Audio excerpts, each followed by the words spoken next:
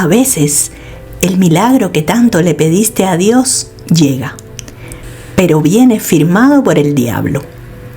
Eugenia miró su saldo, $50,000. No eran suyos, pero su negocio se hundía y esa era la tabla de salvación. Se convenció de que era justicia divina. Meses después, una invitación de seda negra llegó a su puerta. Cena de agradecimiento. Al llegar, la mansión era imponente, pero el aire olía a moho y secretos. En la mesa, 3 desconocidos temblaban igual que ella. El hombre sentado frente a ella habló con voz rota. Todos en esta mesa recibimos el mismo depósito por error y todos nos lo quedamos. Un silencio de plomo cayó sobre la mesa. No eran afortunados, eran cómplices. De pronto, la pantalla gigante en la cabecera se encendió. Apareció un hombre demacrado, con ojos que habían olvidado cómo llorar. Ese dinero, dijo el hombre, era el fondo para la cirugía de mi hija. Murió hace 3 días porque la cuenta quedó vacía. Eugenia sintió que el vino se convertía en hiel. El hombre de la pantalla sonrió de forma aterradora. No quiero que me devuelvan el dinero. Quiero que elijan a uno de ustedes para que confiese su mayor pecado en vivo. La regla era simple. Si nadie confesaba, en 10 minutos, las pruebas de sus fraudes fiscales y robos serían enviadas a la policía en ese instante. El primero en quebrarse fue Marcos, un abogado de renombre. Con lágrimas en los ojos, confesó que usó el dinero para ocultar un accidente que causó años atrás. Pensó que con eso bastaba, pero el anfitrión no estaba satisfecho. El anfitrión habló de nuevo. Ese es un buen pecado, Marcos, pero no es el que estoy buscando. Tú no fuiste quien dio la orden de vaciar mi cuenta. Las miradas se cruzaron como dagas. Si Marcos no era el responsable directo, ¿quién de los presentes conocía el sistema bancario lo suficiente para redireccionar ese dinero? La segunda invitada, una joven genio de las finanzas, comenzó a hiperventilar. Eugenia comprendió que nadie estaba allí por azar. Cada uno era un eslabón de una cadena de negligencias que terminó en una tumba infantil. Eugenia se levantó y gritó: «Yo no sabía de quién era, mi negocio se moría». Pero el hombre de la pantalla la interrumpió. «Eugenia, ¿y qué hay de la otra persona que dejaste morir para llegar a donde estás?»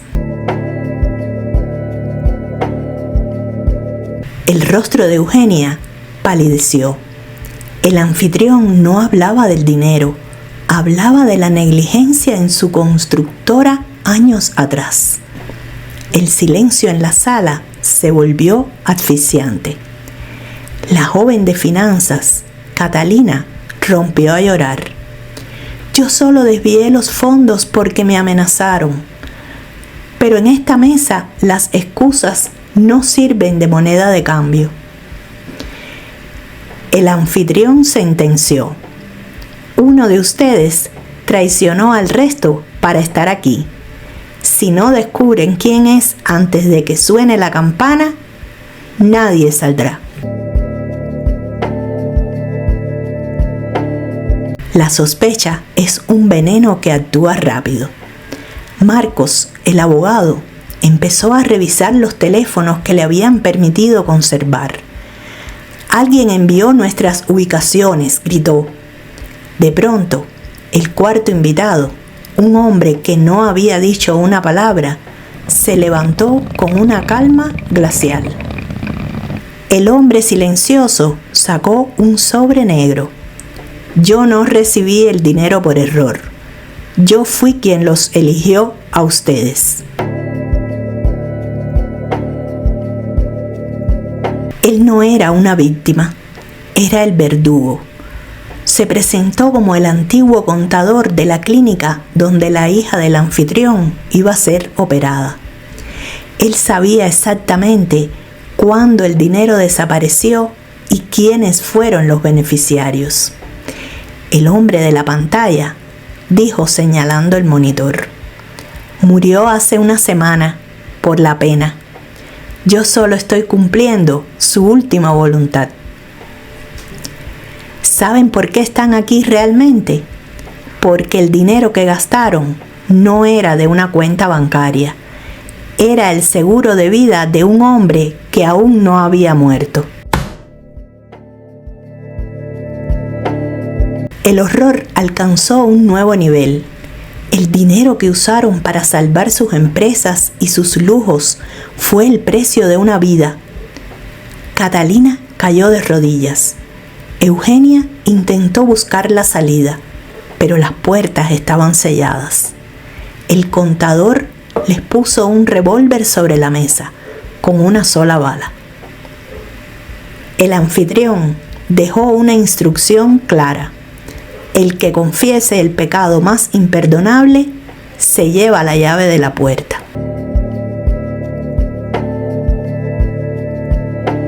Marcos fue el primero. Confesó que el accidente de hace años no fue un error.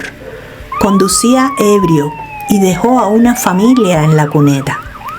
Usó los $50,000 para sobornar al único testigo. Esperaba que su honestidad lo salvara, pero el contador solo lo miró con lástima. El contador guardó silencio por 10 segundos y luego dijo: eso es un crimen, Marcos, pero hay alguien aquí que hizo algo mucho peor. Catalina, la joven financiera, levantó la cabeza. Su voz era un hilo.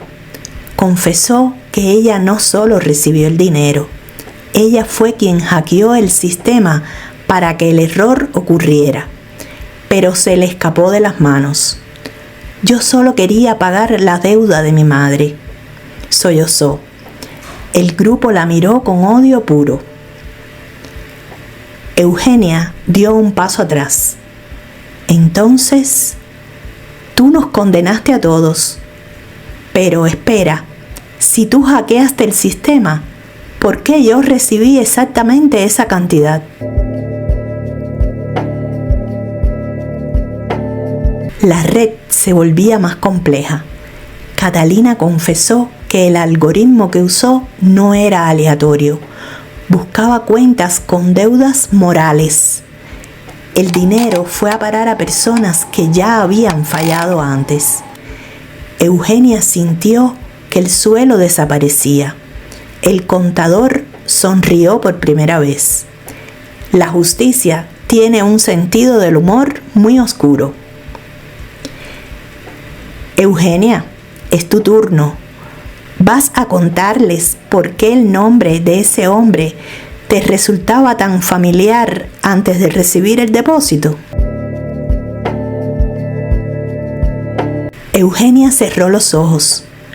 El hombre que murió, el padre de la niña, era el mismo empleado que ella había despedido injustamente meses atrás para no pagarle su indemnización, dejándolo sin seguro médico, justo antes de la tragedia. Ella lo sabía, sabía de quién era el dinero cuando llegó. Los otros dos invitados se levantaron indignados, pero el contador levantó la mano. Aún falta una confesión, la mía. El contador no era un simple mensajero. Reveló que él era el hermano del hombre fallecido. Yo pude haberles prestado el dinero, dijo con voz gélida, pero quería ver si la humanidad de alguien despertaba al ver un error bancario. Esperé a que alguien devolviera un solo centavo. Nadie lo hizo. El contador tomó el arma de la mesa. Ahora vamos a jugar a la verdadera justicia. Solo hay una salida de esta casa y está detrás de mí. De pronto, las luces se apagaron. Un grito desgarró el silencio. Cuando la luz de emergencia se encendió, Marcos ya no estaba en su silla. El pánico se apoderó de Eugenia y Catalina. El contador había desaparecido también. En la mesa solo quedaba una nota. La verdad os hará libres, pero el precio es la sangre. Catalina señaló hacia el pasillo. Hay alguien más en esta casa y no es el contador.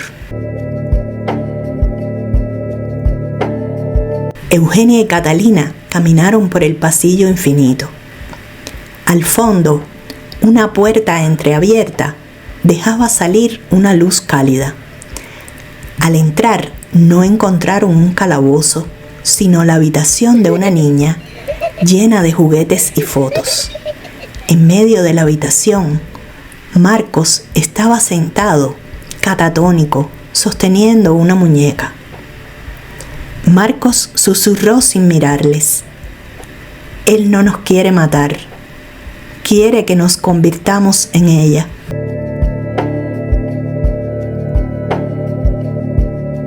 La voz del contador resonó por los altavoces.